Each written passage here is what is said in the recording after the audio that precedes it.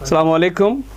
I'm M.Ashraf Bhat, Principal, Nevera Islamia Secondary School, Patan, and also a teacher of English. Today's topic is verb. Let's start with the verb. Verb is a word that has been derived from a Greek word verbum. Verbum means word, and this verbum or a verb is called a word of the sentence. Why is verb called as a word of a sentence? If we see, we can form the sentence. There can be the sentence formed with or without noun, without adjective, etc. But no sentence is complete without a verb.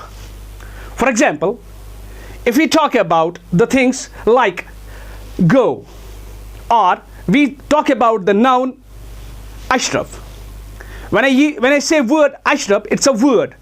But when I say go, it can be the answer of a long sentence. Can I go out, sir? I can say go. So go functions here as a complete sentence. This is the difference between the verb and the other parts of speech. Now let's define the verb. Verb is a word that shows action. But all verbs do not show action. The verbs that do not show action show the states of being. Let's analyze this definition first. Verb is a word that shows action. So what action means? Action means anything that is to be performed. Like that, I go to school. Here's a verb, go, that shows the action of the subject, I. And in this way, we can prove that verb is a word that shows action. But there are some verbs that at any cost do not show any action, but still they are called verbs. Somebody calls them as linking verbs. But here I say all verbs that do not show action. What kind of a task they perform? They perform the task of a subject of his states. Like I am a teacher. For example, let's analyze both the things. Verb is a word that shows action. I say Rashid is a boy. Rashid goes to school. In the second sentence, I say Rashid goes to school. This goes tells us what Rashid does. And this Rashid is a student. And this is tells the states of Rashid. His states is student. So then we say that verb is a word that shows action, but all verbs do not show action. Those verbs that do not show action, they show the states of being. Let's analyze before going to the kinds of the verb, we can say there are two types of verbs according to this definition. The verb that shows action tells what a subject does, and the verb that shows states of being tells us what a subject is. Previously, I told you that a verb that shows us action tells us what a subject does. For example, again, Rashid goes to school. This goes tells me what Rashid does. It does not tell me who is Rashid. Now the next time when I say Rashid is a student, it tells me what is Rashid, not what does Rashid.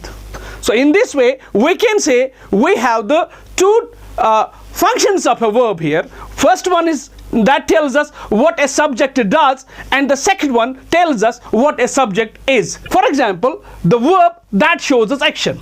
Roop teaches Urdu. The verb teaches, it tells us that the action of the subject. The action is actually the work done by the subject. The verb that shows the states of being. The verb shows us the states of the subject. For example, Roop is a teacher. Previously, what I told in definition, the verb that shows states of being, the verb shows us the states of the subject. Roop is a teacher. Previously, I told you Roop teaches Urdu. Why teach tells me what is Roop doing or what Roop does. Now in this sentence, Roop is a teacher. It tells me about the profession of Roop. So it shows the states of being. Unlike that, the verb is tells us the states of subject, not the work of the subject. Now, let us say kinds of verbs. There are two types of verbs. For example, a verb that passes its action from the subject to its object. For example, Roop kicks the ball. This type of verb is called as transitive verb. Means that a verb that passes its action from its subject to its object is called a transitive verb.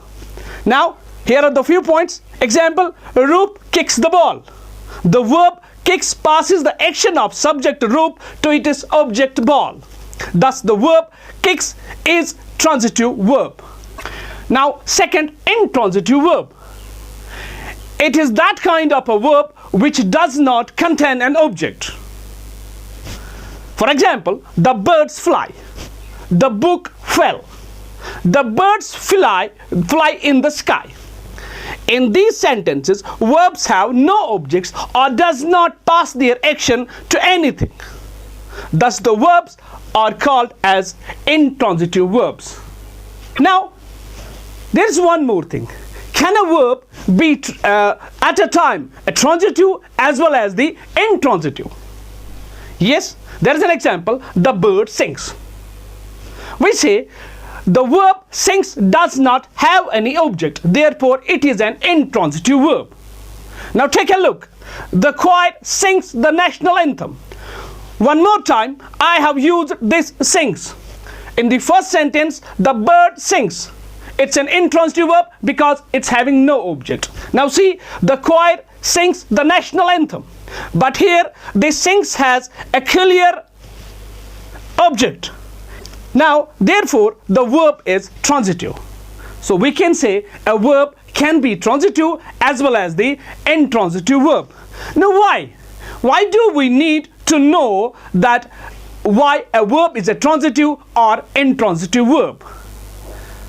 We need this because a verb, we need this verb because by that we can learn that if we can make the passive of the sentence or not.